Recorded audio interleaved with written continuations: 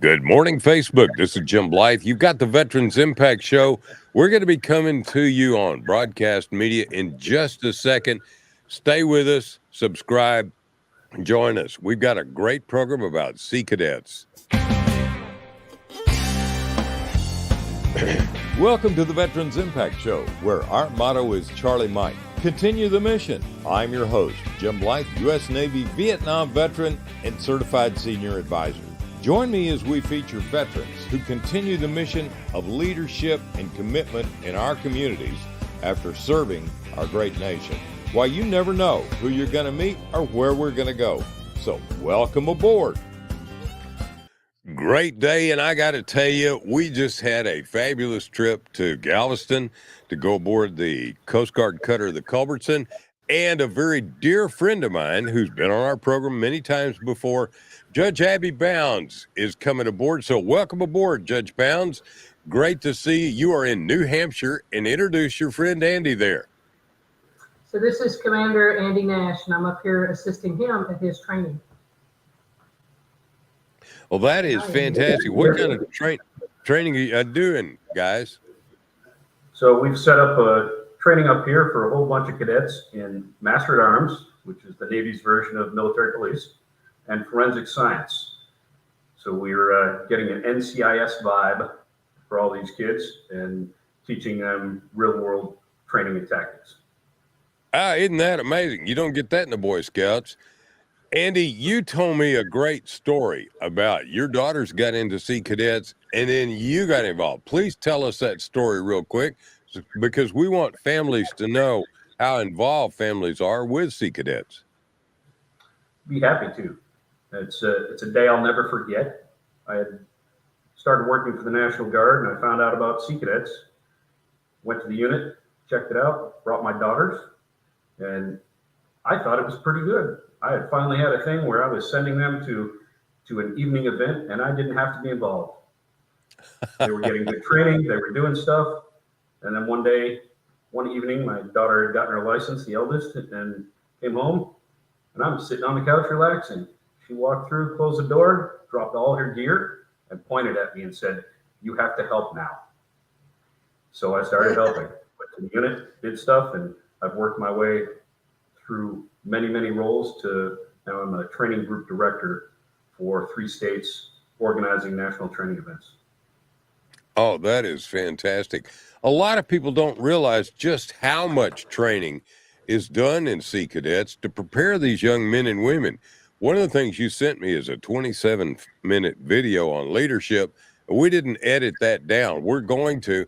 And after we have this discussion, because you guys have got to go to a graduation ceremony in just a few minutes. Is that correct?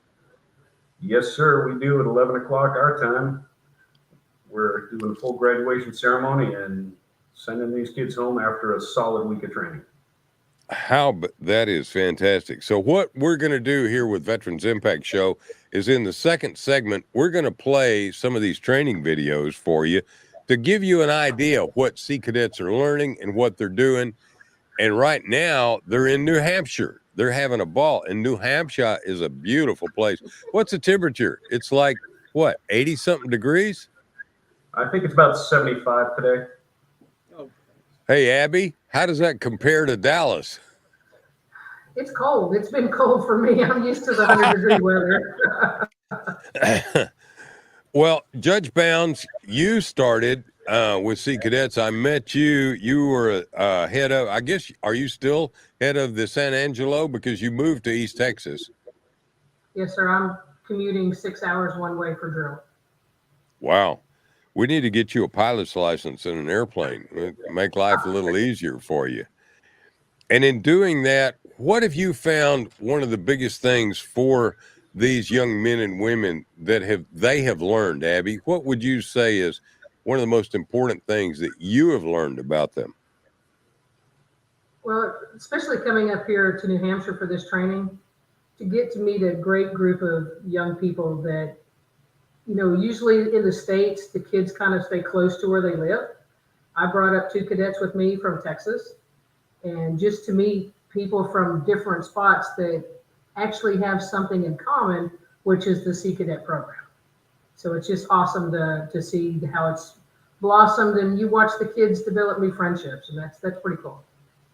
I think that's great. They just finished a training in the Joint Reserve Base in Dallas. I think it was last week, and we were there for the end of that. So this goes on throughout the summer. And then if you noticed in our intro, part of that was done when they were on maneuvers and they were learning to fire 22 rifles. They were learning what maneuvers were all about. They were also learning a lot of first aid, triage type things. What happens if somebody gets hurt in the field? And so this is so amazing what kids are learning, especially with military leadership. And they're getting so much of a background for that. Abby and Andrew, as I understand it, about 99% of your kids graduate from high school and go on to either the military or to college or some form of training. Is that correct? That's our best estimate. They definitely go on to something higher. One of the mottos we use is we make good kids great. Isn't that true? Isn't that true? Now, Abby, you had I talked to two of your kids that graduated last year, and they went on to do some really amazing things as well. True? Yes, my LPO, Braden Clark, he got accepted to the Corps of Cadets at Texas A&M.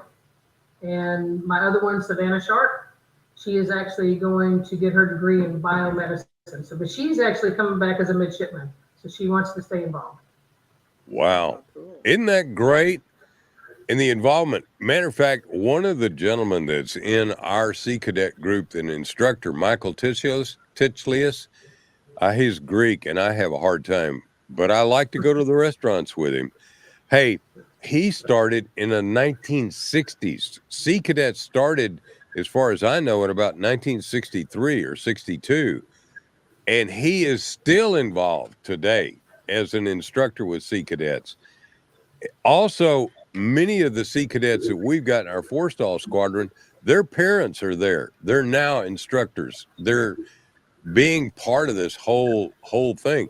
And you've seen that in both of your commands and what you've done. The parental involvement, family involvement. This is something that I think is really, really great. If I could do a shout out about that. Please. So I'd encourage anybody that's watching this that even if you think you don't have enough experience to help out a unit, you do. There's stuff for everyone to do. You don't have to have been in the military to do this. You got your cadet in it or that's in it and they have an uncle or a friend or adult that's good at anything. The unit needs it. Finance, organization, supply.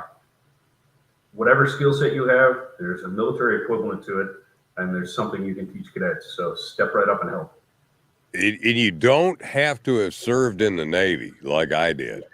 You can, and Judge Bounds, you did not serve in the Navy or the military. And Andy, you served in the National Guard, but not in the Navy. How do you like the Navy? So I'm a civilian for the Department of Military Affairs. So I haven't served in the Guard, but I thoroughly enjoy playing Navy against Army at work. Well, that's a good deal. You know, we won for a lot of years, but the last couple of years hadn't been too swift.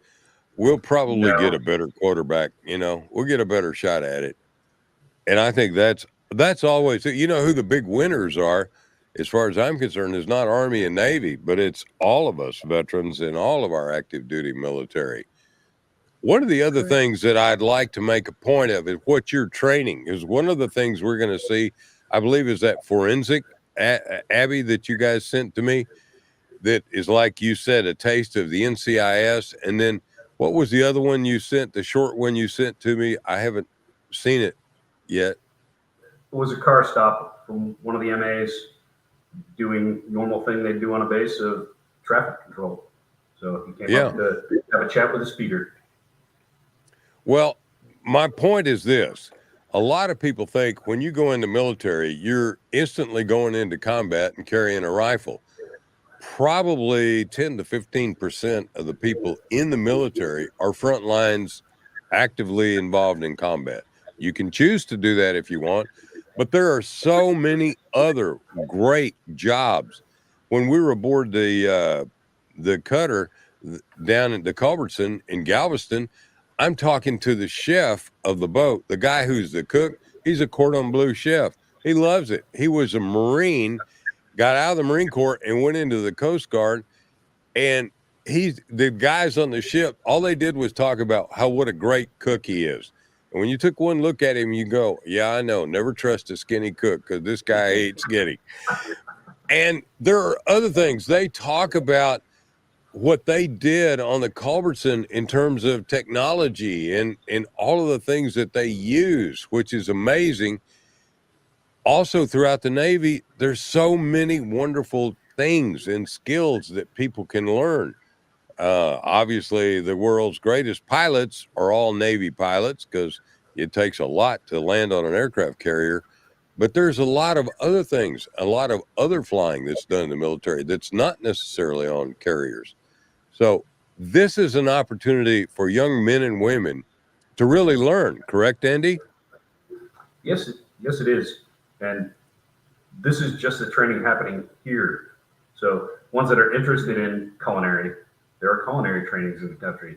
You can go to FAA ground school and get your ground school done through Sea Cadets. You can go to religious services studies, hang out with chaplains and learn about what they do for a job. It's literally endless. There are trainings on all kinds of things all over the country. You bet. And on the Joint Reserve Base, we work with, I think it's VR 59, which is a logistics squadron. They work side by side with the reservists working on some of the aircraft. So kids do more than just go out and build a campfire and roast a potato.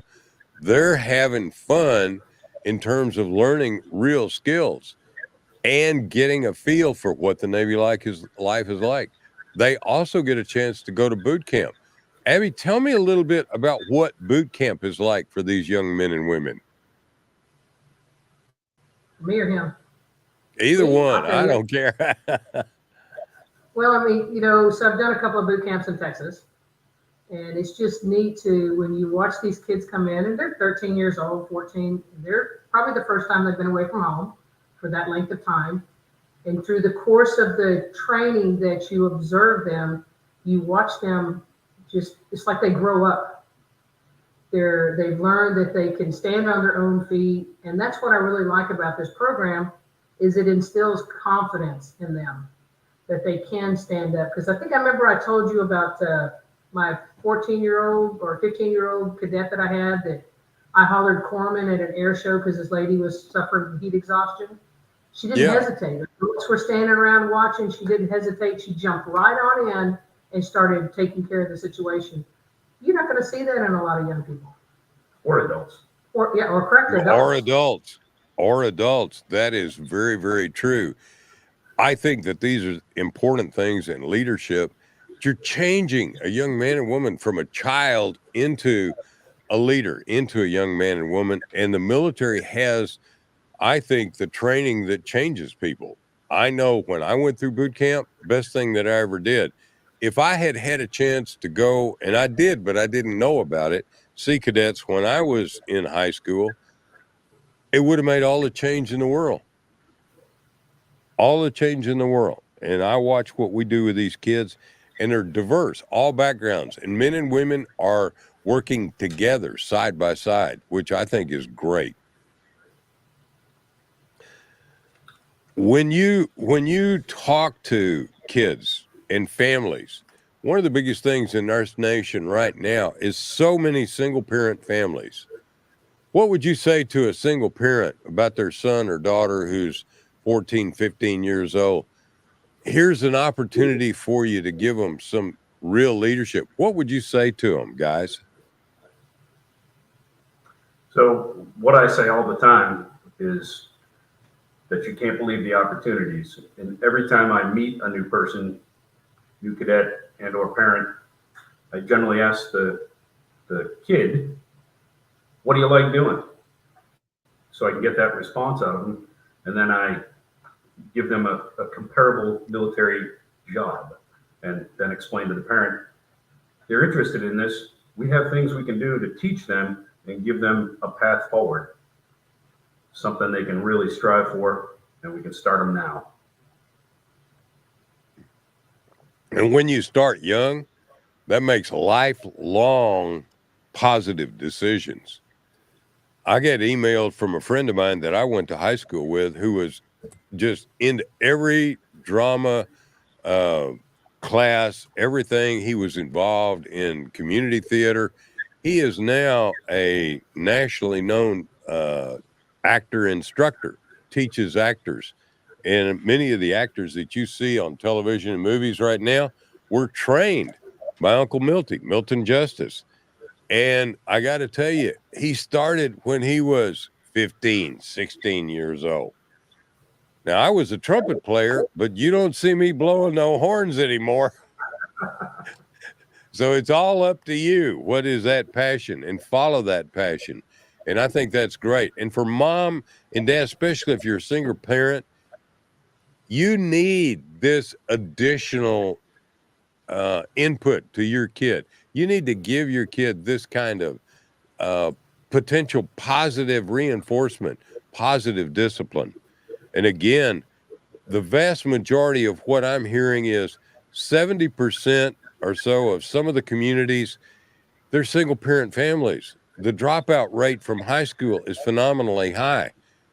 We had in our squadron a young man who had grown up in the Dominican Republic, and his parents moved to the United States, and he is now at the University of Texas in Arlington, and he's studying aviation. He's studying aeronautical engineering. He's going to go on to be a Navy pilot. I know, man. This is what's available to get them going.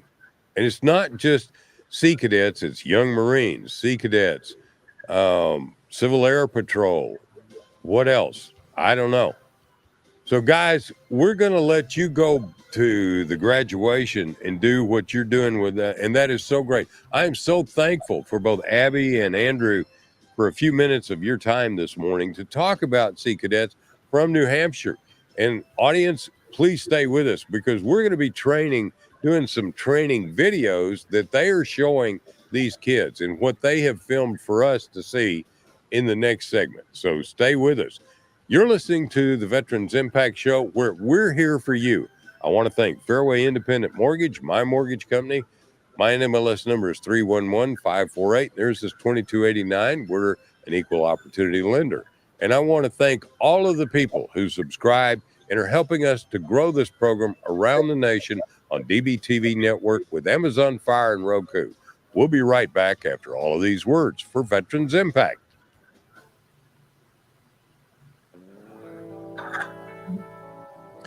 Thanks, guys. Welcome back to the Veterans Impact Show. Thanks to our sponsors, Fairway Independent Mortgage and Lone Star Wealth Strategies. Now, let's continue this great conversation.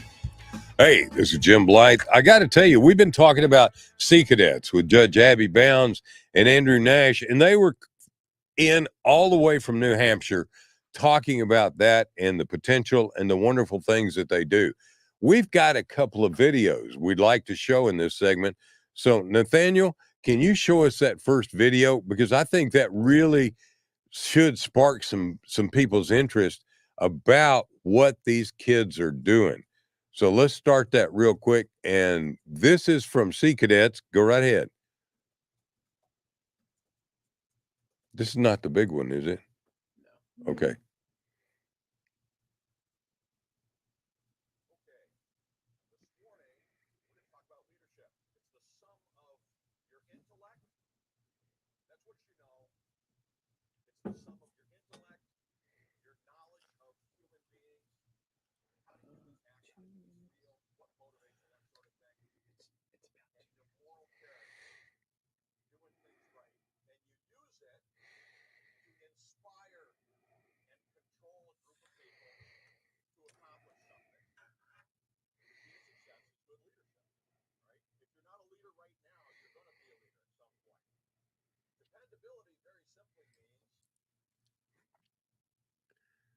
certainty that you're going to perform your duty properly. Initiative is actions without orders. Take action without orders. See a need, fill a need, right? Everybody remember that cartoon where they had see a need, fill a need? If we're walking around here and you see a trash can that's overflowing with trash, this is the perfect example. And you're a squad leader, maybe you're going to want to take the initiative and have your squad empty the trash can. That's initiative, action without orders. Decisiveness is making a good decision promptly and then demonstrating that you have confidence in your own decision. That's decisiveness. Bearing is how you present yourself. It's your appearance. It's how you carry yourself. Carry yourself with confidence, or are you all slumped over because you still don't want to be here? It's part of taking control, right? You show up with that professional bearing. That's going to assist you in seizing control of an incident scene. Courage, a part of courage, might be physical courage. Endangering yourself wisely to get a mission done. And I say endangering yourself wisely. You can endanger yourself foolishly, which doesn't really help in most cases. Know your job. As a leader, it's important for you to know your job. Do you think your subordinates are going to realize that you don't know what you're doing rather quickly? Yes, they will. Because chances are pretty good they know their job. And if they see that you don't know your job, are they going to have confidence in you? No, they're not. So you need to know your job. When your leaders are obvious that they care about the troops, guess what the troops do? The troops care about the leaders. I think that's one of the most important leadership videos I've ever seen. And that was taken live in New Hampshire yesterday for a discussion. Now, I'd like to tell a quick story on myself. And this is not really about me, but this is something that happened to me. So, as a high schooler, I went to the country club and I had friends that were lifeguards, and I said, "Gee, I'd like to know about that." So I went through all the lifeguard training program to be able to help somebody. When I went into the Navy, then we go through boot camp and through swim training, and somebody asked, "Could you demonstrate being able to pull?" And I was able to do that. Several years later, a buddy of mine and I had a couple of dates. We were in La Jolla, we were in the Sunset Cliffs area, and we were having a great picnic and we're having a good time. The weather was coming in a little bit and the surf was up. All of a sudden, I heard this woman scream, and I looked out, and in the surf, here was a woman jumping up and down in about hip deep water and waving her arms, and I could see a body floating past her. I jumped down, ran across the beach, jumped into the water, and swam out and went past her. And I got to this guy, and I flipped him over on his back and it got him breathing. And I held him in the life-saving way to bring him in. I can't describe it. You just got to do it. And I got him all the way up to the beach. And then I picked this guy up and carried him up on the beach and was yelling at people and said, "Get me a surfboard, get me something so we can elevate his feet and give me towels and call the EMS, call 911. I'm not trying to tell you this story about how great I am, but the fact that I had had a lot of training, and I had had a lot of training in boot camp, and I had a lot of training exactly like what that instructor was talking about. I took the initiative. I needed nothing to tell me, "You got to go do this." I went and did it. The unfortunate thing was the man had broken his neck. I figured it out real quick with a little bit of first aid and checking and pinching his feet and his hands. And we had him so wrapped up that when the EMS came, they were surprised. They were able to take care of him. Don't know who he was. Don't know how it ever came out. But because of all of the training, because of all of the leadership I had been given, I was able to go in the water and save a man's life. Wasn't about me. It was about how I had been trained. And this is what we're talking about with Sea Cadets, the starting of a training of a lifestyle of not only service, but of leadership. And that's incredibly important. So, what I really want to do is we're going to continue this conversation and we're going to talk more about Sea Cadets, but we've also got a great opportunity to tell you about the Navy League and how we just adopted a ship in Galveston, the Coast Guard cutter, the Culbertson. And we got to meet the crew of the Culbertson and we got to have lunch with them. And guess what? Sea Cadets were with us. We had a Sea Cadets color guard, and the kids got to go aboard the Culbertson, meet the skipper, meet the crew, have lunch with them, and be a part of a Coast Guard cutter to see what it was like to either live aboard and be a part of it. That's what Sea Cadets, young Marines, Civil Air Patrol, the Army ROTC, it's all about making young men and women greater than they ever thought they could be. We'll be right back.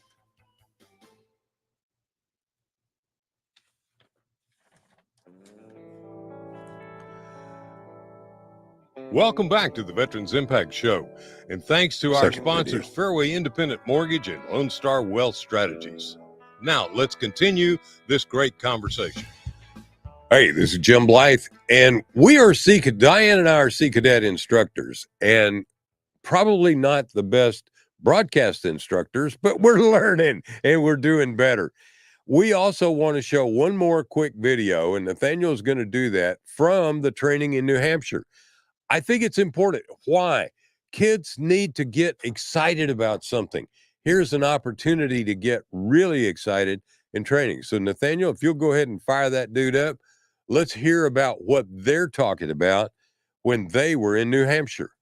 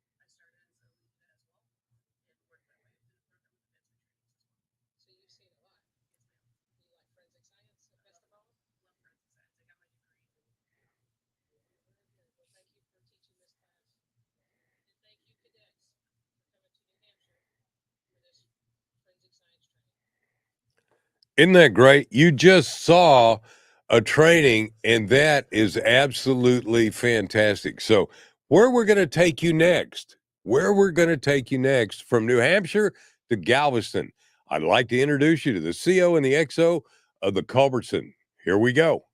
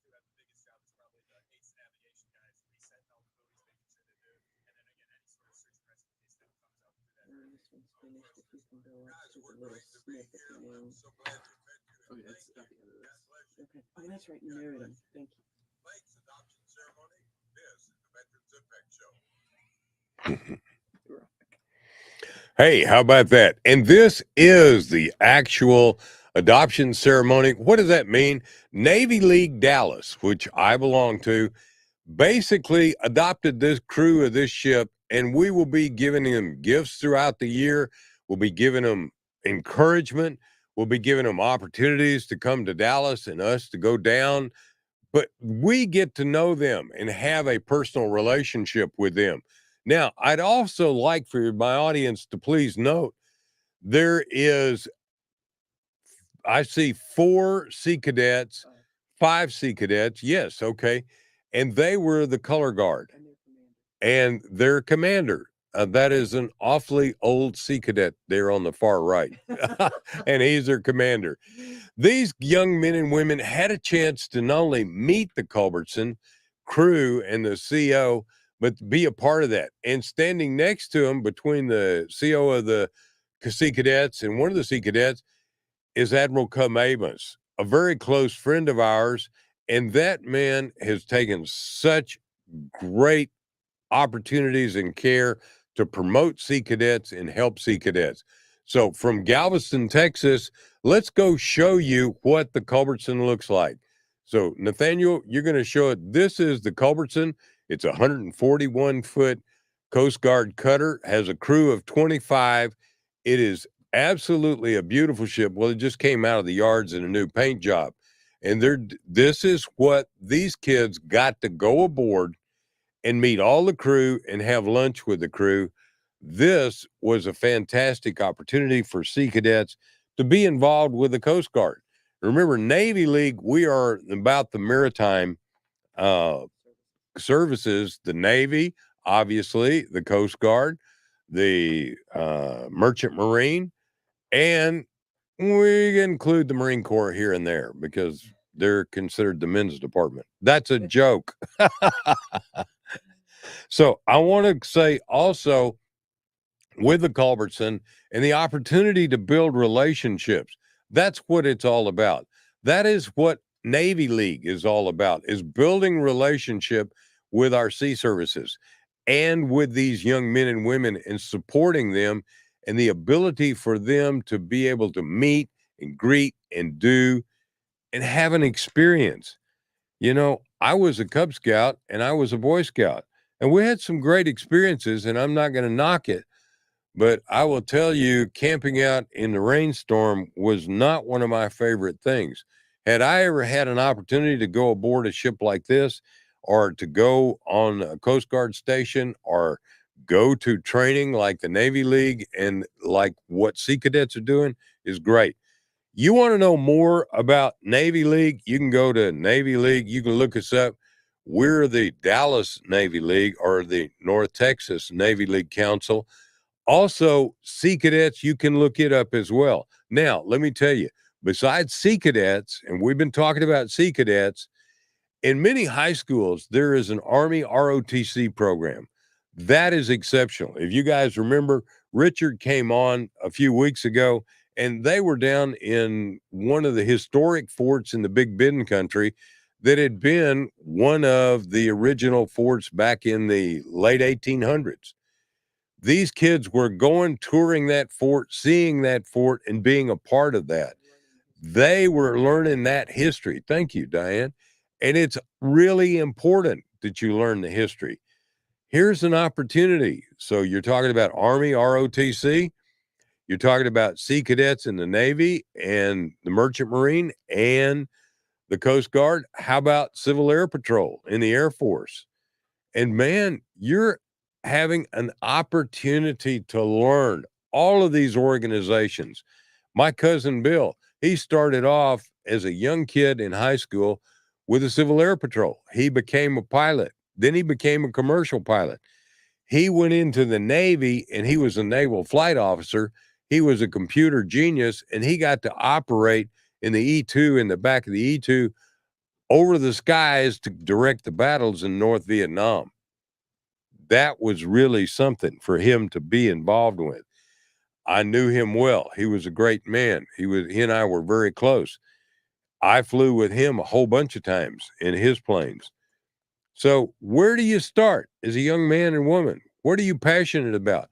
Well, gee, what if you don't know? Then try some of these things like Sea Cadets and get exposed, get a chance to learn. Here's the other thing. I've talked to a lot of young men and women. We do have scholarship opportunities from Navy League, from the Marine Corps. All of them do. But most of all, a young man and woman today, if you want to have your college paid for, let me tell you something. There are military ROTC programs at schools that will pay your way. Now, one of the most interesting people I've ever met is Dr. Dee Dee Ashmore. Dr. Ashmore didn't know, but she went into the Marine Corps, and she was working as a clerk in the JAG office. That's the judge advocates. That's the legal department. They were so impressed. They put her through college, and she was a JAG officer. The opportunities for education, advancement, training in the military are unbelievable. And a lot of people say, well, I never want my kid to go in the military. They're going to get killed. They're going to get hurt, going to get maimed. Such a relatively small percentage get involved, and they choose to get into the battle. Many people don't. They choose to be involved in logistics. What do they say? It goes back 2,000 years. An army only moves as well as its logistics, its supply. An army moves based on its tummy. You know, you got to feed them. Same thing, whether it's the Culbertson or when I was on the Oriskany and the Hancock, being able to take care of your own, being able to medically take care of your own. You want to go to med school? I had a Dr. Abib in my squadron who was also a pilot. He was a surgeon. He did an amazing job on saving one of my pilots, Lieutenant Denny Earl, who had taken a round through his legs in the A-4 Skyhawk, managed to land the plane on the carrier, and Dr. Abib took care of him. He was put through school by the Navy. There are many, many, many opportunities. You say, well, gee, I don't want to be a medical. Maybe I want to be a chaplain. There are programs to help you and to learn about being a chaplain. And I know quite a few chaplains, knew them back when I was in the Navy. They do a great job. Now let's talk about your future. What do you mean? I'm 17, 18 years old. Wait a minute. Life's real short, guys. I'm 77 years old. If I had known, number one, I would have done my college by going to the University of Texas and being involved in the Naval ROTC. I knew many people who did, but I didn't know about it till later. I might have made a career in the military. I might have been involved in logistics. I might have been involved in a lot of things. And all of that would have transferred. And if I'd have stayed in the reserves, which I didn't do, and was the biggest mistake in my life, I'd be sitting there today with a Navy pension. What? Yeah. I'd have Social Security. I have a Navy pension. I have VA benefits. Holy cow.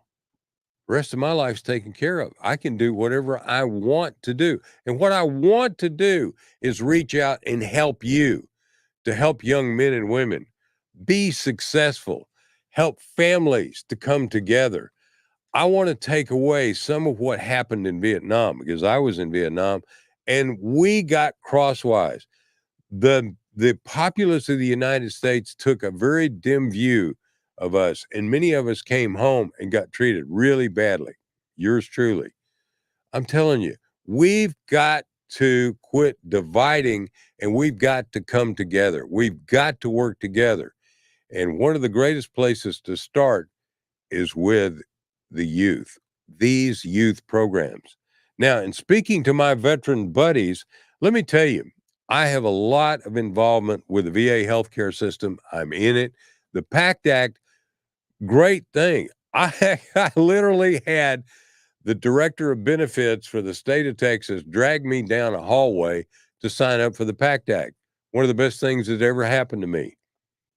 I got to tell you, it was one of the best things that ever happened to me. You want to know?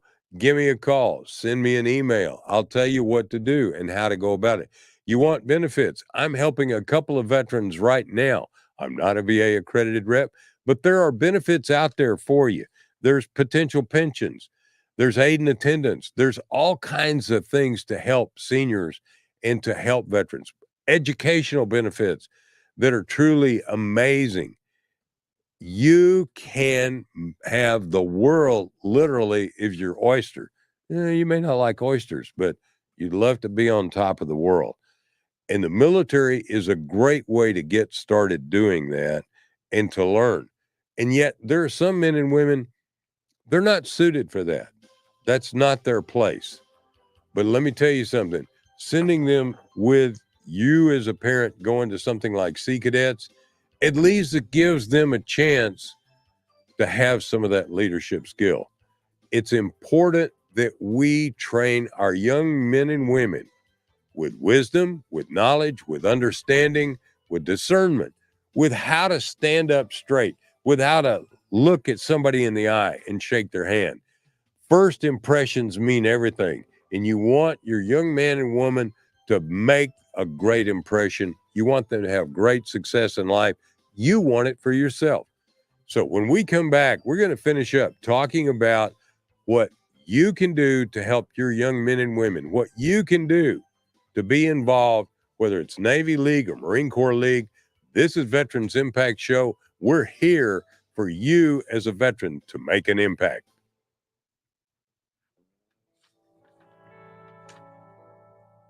Welcome back to the Veterans Impact Show. And thanks to our sponsors, Fairway Independent Mortgage and Lone Star Wealth Strategies. Now, let's continue this great conversation. Hey, this is Jim Blythe. I want to again come back and say thank you. And by the way, hey, Joe Dunleavy, keep sending those little clips you send to me. I get a big charge out of them. Joe Dunleavy is a great guy, and he's in Jacksonville, Florida. If you get in Jacksonville, meet him. He's a crusty old pipe fitter and a character. You love him. I got to tell you, one of the things that just really I have enjoyed so much is being involved in veteran activities. You don't necessarily have to be a veteran.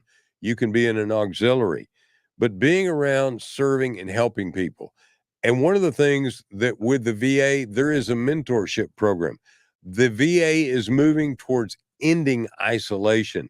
And that's a thing for senior, older veterans like myself. Now, I'm anything but an isolator, but there are ways that you can get out there and get to know people and to make friends and to help. There's so much that you can do in the community to give back. I know several guys that drive for Meals on Wheels, and they get to go around every day and say hi to somebody and talk to them and take them meals. There are opportunities to do things like that. There are opportunities. We had the Vietnam Wall, the scaled 3/4 scale version, come to North Texas. We had big crowds of people that came to see that, and it was a lot of fun, especially for us that were Vietnam veterans. And I found some names on that wall from my squadron, VA 163. We had 12 killed in action during Vietnam. You know what? That was a long time ago. And today, I remembered them. And today, young men and women, children, got to see that and think about it and think about leadership and think about patriotism. So join in, plug in, and be a part of the VA. It's a way to help you. And in many cases, I've talked to men and women, and they say, "Oh, I don't want to do the paperwork for the VA. It's too much paperwork. It's too difficult." Well, I got to tell you, anytime if you've been in the military, government paperwork is a pain without a doubt. And I won't tell you where because you may have been shot there as well. So I got to tell you, you got to get in, and there are VA accredited reps around this nation. In Texas, we have county service officers, we have members of the VFW, we have members of the American Legion, we have members of the Disabled American Veterans. There are VA accredited reps that do not charge. Legally, they cannot charge. You want to take a look, and you want to be able to take care for your future and for your family. Guess what? I had a call from Richmond, Virginia a couple of years ago. And this lady was taking care of her mother and father, and her father was a World War II veteran. I was able to connect them with a DAV person in Richmond, and they were able to get an aid and attendance pension of about $2,500 a month. That made all the difference in them being able to stay at home and have home health care. It's important that you know your benefits. A lot of young men and women come out of the military and they go through that transitional about week, and they don't get it. You've got opportunity to get more education, more training, and we emphasize that just as they was emphasized in the military. Sometimes your skills in the military will transfer over, but you don't have a certification. If you want to find out, check with us. Send a note to Diane and I, and we will find somebody, if we can, who has job training and certification to get you where you need to be. Many of the junior colleges do, and that can be paid for through your VA benefits. It's amazing what you can do to further yourself. It's also amazing to me that we have such a tremendously small percentage of military and veterans in this nation, yet we can make a gigantic impact. We can be the leadership for the next generation. And I think I would like to see probably a whole lot more congressmen like Congressman Keith Self of my district, who is a veteran and is paying attention to everybody in trying to help them grow and be better partners in America. We are the greatest place in the world. I said, sorry, the United States. Well, that's Texas. I'm a little bit prejudiced, but you got to understand, people are dying to get here. People are fighting to get here. Why? The opportunity, not for free benefits just to take care of themselves, but the opportunity to succeed, to have your own business, to have a job, to do things, to take care of your family. We need to honor that, and we need to help people get those opportunities. and many young men and women are going into the military and getting their American citizenship as a result. I think that's a great thing. And I served with several from the Philippines way back in the 60s, and they were some of the best friends I had. So I got to tell you, we've had a great program today talking about Sea Cadets and youth and family and healing the family by getting involved in a program like Sea Cadets and healing the kids who are in single parent families, getting leadership training, getting training that they may not get at home because mom or dad are just working two jobs to be able to keep body and soul together. Programs like Sea Cadets will help the family without a doubt, help them to heal. Now, I also want to mention to you September the 6th here in Dallas at the Hope Center. Get in touch with us. Cedric and I are putting on a great program. We've got a POW from Vietnam. We've got one of the greatest teachers in the United States, Bruce and Tony Hebel, talking about forgiving forward. We're going to be talking about marriage and the tools. We're going to be talking about you at a free symposium with a free lunch, having tools to be successful. Get a hold of us. We'll want you to be there September the 6th. And September the 7th, Bruce and Tony are going to be doing Forgiving Forward. So I want to say thank you and a quick prayer. Lord God, we are so thankful for your hedge of protection around our active duty military and our first responders around the world, those who run into the fire instead of away from it. Dear God, we thank you for all of our veterans who work together to bring this nation back together. One nation, under God, indivisible, with liberty and justice for all. Amen. And thank you to DBTV Network for all you're doing to put us on Amazon Fire, Roku, and AUN in California. We're here for you. Stay with us.